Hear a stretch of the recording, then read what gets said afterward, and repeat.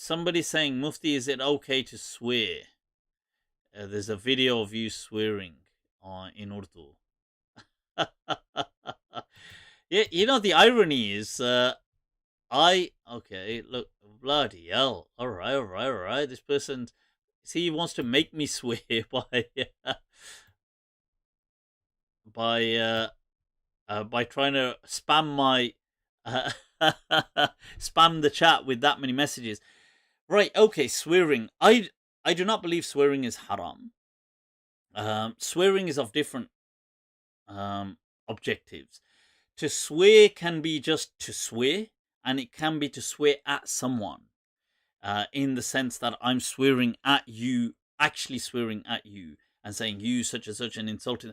Even then, it's more the harm you're causing, which may be haram, or however it is, it may be, I don't know about justified, but it may be in sometimes, uh, extenuating circumstance, like somebody's swearing at you and you're swearing back at them, or somebody tries to hit you and you swear at them, or somebody, like people. I suppose these are extenuating circumstances. We understand somebody does a real, let's say they almost drive into your car whilst and you swear at them.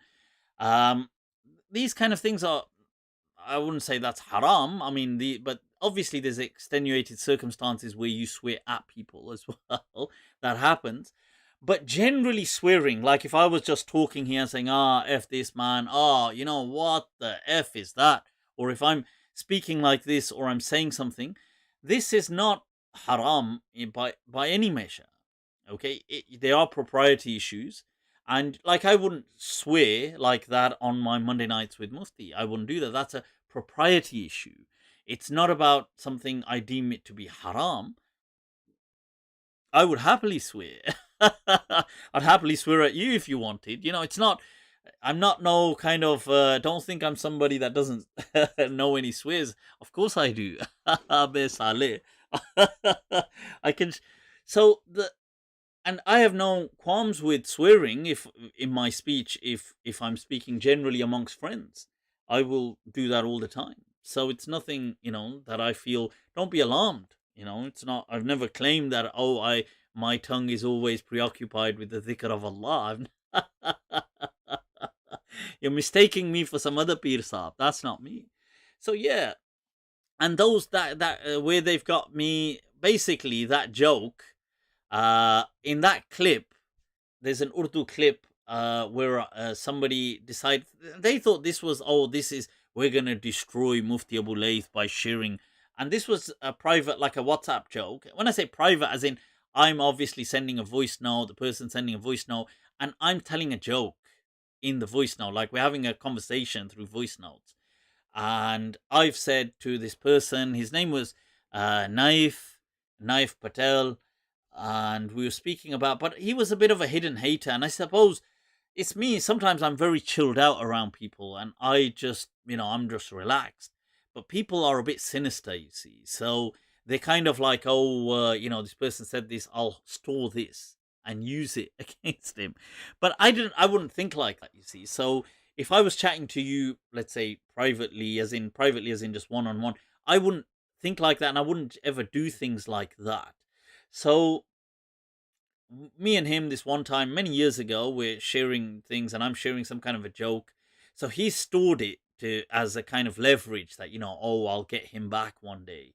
And then a few years later, he thought that the time was right, so he released it and had somebody put it on YouTube.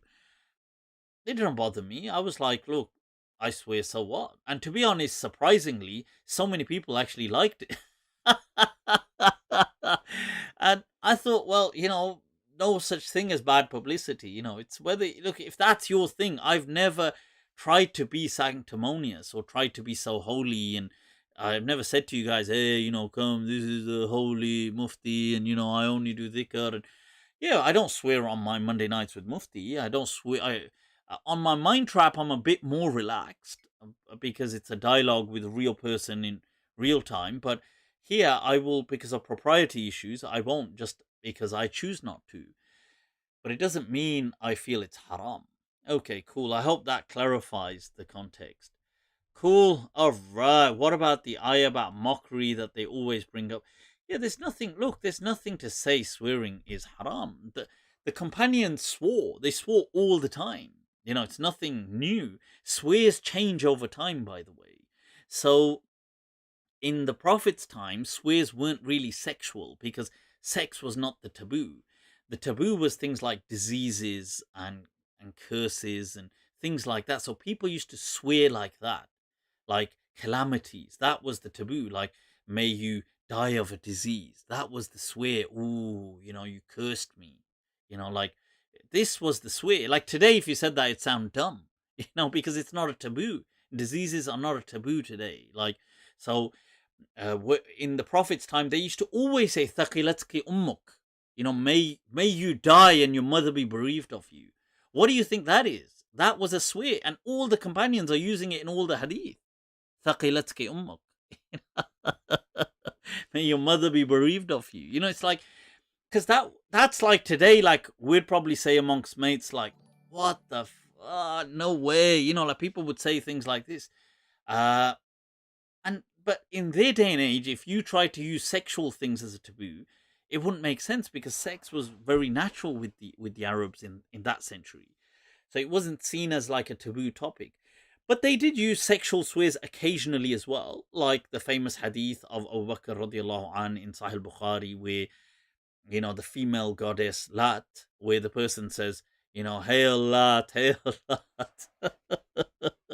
And he says, well, why don't you go suck on her clitoris then?